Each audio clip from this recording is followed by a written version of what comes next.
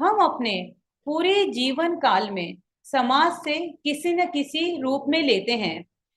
अन्नोपार्जन होता है, उसमें हमें किसान की जरूरत पड़ती है। शिक्षा अर्जन के लिए हमें शिक्षक की जरूरत होती है।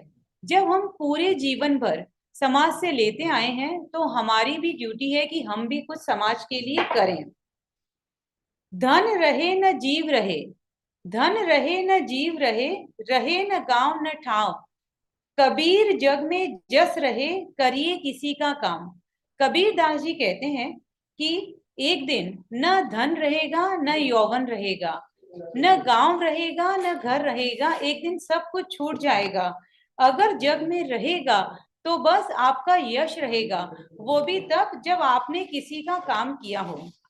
एक पीएलवी का मुख्य उद्देश्य है कि जनता तक त्वरित न्याय पहुंचे, गरीब और असहाय लोग भी न्याय प्राप्त कर सकें और जनता के छोटे मोटे झगड़े प्रारंभिक स्तर पर ही आपसी बातचीत में सुलझ जाएं।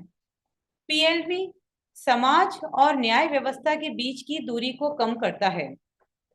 पीएलवी को जनता के बीच जाकर उसके बीच रहकर कार्य करना होता है। First impression is the last impression. जब हम किसी से मिलते हैं तो बरबस ही उसको देखते ही हमारे दिमाग में कुछ ख्याल बनता है। पीएलवी जो इतनी बड़ी जिम्मेदारी के लिए कार्य कर रहे हैं, उनका पहनावा या वेशभूषा इस नजरिए से बहुत महत्वपूर्ण है। पहनावे को लेकर सबसे पहले मैं बात करना चाहूंगी व्यक्तिगत अभिवृद्धि की। आपका सही पहनावा आपकी अपनी छवि को इंगित करता है। उचित ड्रेस कोड आपके स्वयं के आत्मविश्वास को भी बढ़ाता है। इसके अतिरिक्त आपका आत्मसम्मान तो बढ़ता ही है, साथ ही आप जो कार्य कर रहे हैं उसका भी सम्मान बढ़ता है। यानी कि अगर आप उचित वेशभूषा के साथ काम करेंगे तो आप अपने काम को भी सम्मान दिला पाएंगे। इसके अलावा सभ्य पहनावा आपके व्यक्तित्व को भी निखारता है। पहनावे से सामाजिक संबंधों की मजबूती भी आती है। आपकी वेशभूषा आपके सामाजिक संबंधों को मजबूत करती है। क्योंकि आपको समाज के बीच रहकर कार्य करना है तो उचित वेशभूषा आपको सामाजिक नैतिकता के मानकों पर भी उचित बनाए रखने में मदद करता है और समाज में सहजता और समर्थन का संदेश देता है। यहाँ तो बात हुई पहनावे की। अब बात करते हैं हमारी व्यवहार की, नैतिकता की। नैतिकता मनुष्य का वह गुण है जो उसे देवत्व के समीप ले जाता है। यदि व्यवहार में नैतिकता न हो तो पशुता और मनुष्यता में कोई अंतर नहीं रह जाता। नैतिकता ही मानव का संपूर्ण श्रृंगार है। रहीमन वे नर धन्य हैं, रहीमन वे नर धन्य है, पर उपकारी अंग बाटन वारे को लगे जो मेहंदी को रंग।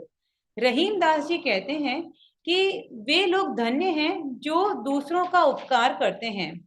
उनको रंग उसी तरह उभर कर आता है जो मेहंदी बांटने वाले को अलग से मेहंदी लगाने की जरूरत नहीं पड़ती। परोपकार को नैतिकता के मानदंड पर रखकर करेंगे तो आप अपनी व्यक्तिगत छवि में भी इजाफा करेंगे। हमारे देश के महान विद्वान चाणक्य राजा चंद्रगुप्त मौर्य के महामंत्री थे। वे राजसी ठाट बाट से दूर एक छोटी सी कुटिया में रहते थे। एक बार एक चीनी यात्री भारत भ्रमण पर आए और उन्हें वापस जाना था, लेकिन उन्होंने राजा चंद्रगुप्त मौर्य और चाणक्य की इतनी तारीफ सुनी तो उन्होंने सोचा कि अगर मैं इनसे मिले बिना चला जाऊंगा तो फिर मेरे यहाँ आने का कोई मतलब नहीं। तो उन्होंने उनसे मिलने की इच्छा से गए। वहां पे उन्होंने देखा नदी पर एक मतलब अधेड़ उम्र के व्यक्ति नहा रहे थे और कपड़े धो रहे थे। उन्होंने बाहर बैठकर उनका इंतजार किया कि ये आएंगे तब मैं इनसे पूछूंगा। जैसे ही वे बाहर आए उन्होंने पूछा कि चाणक्य कहाँ मिलेंगे। उन्होंने कहा आप मेरे पीछे पीछे आइए। कुटिया तक पहुंचे वो अंदर गए और उन्होंने बोला, अब आप अंदर आइए, और उन्होंने उनके लिए आसन लगाया। बोला, मुझे चाणक्य से मिलना है। तो उन्होंने बोला कि मैं ही चाणक्य हूँ, कहिए आप क्या कहना चाहते हैं। वो चीनी यात्री एकदम आश्चर्यचकित हो गए। इतने में ही वहां पे राजा चंद्रगुप्त मौर्य का आना हुआ। और लेकिन चाणक्य ने उनको बोला कि ये चीनी यात्री हैं, और एक बार इन्हें राजभवन में लेके जाइए, इनका आदर सत्कार करिए, इन्हें खाना खिलाइए, और फिर शाम को इन्हें भेज दीजिएगा। शाम हुई। चाणक्य अपना राजकाज कर रहे थे, दीपक जल रहा था, शाम का समय था, अंधेरा था। चीनी यात्री खाना वाना खा के पहुंचे वहां पे। चाणक्य ने उनको नमस्कार किया, बैठाया, दीपक को बुझा दिया, और फिर दूसरा दीपक लगाया, और उन्होंने बातचीत का सिलसिला चालू किया कि हमारा भारत देश आपको कैसा लगा। चीनी यात्री ने कहा, बहुत अच्छा लगा, लेकिन यहाँ पे काफी सारी विचित्रताएं हैं।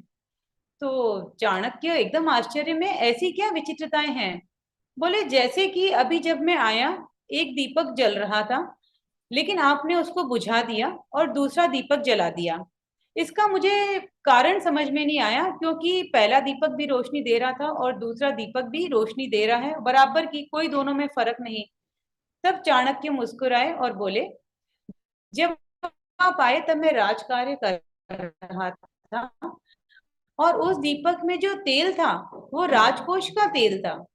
अब मैं आपसे व्यक्तिगत बात कर रहा हूँ, और इस दीपक के अंदर जो तेल है, ये मेरे परिश्रम का, अपनी मेहनत का तेल है। चाणक्य की बात सुनकर यात्री बोला, धन्य हो आचार्य, भारत की प्रगति और उसके विश्व बनने अब समझ में आ गया है।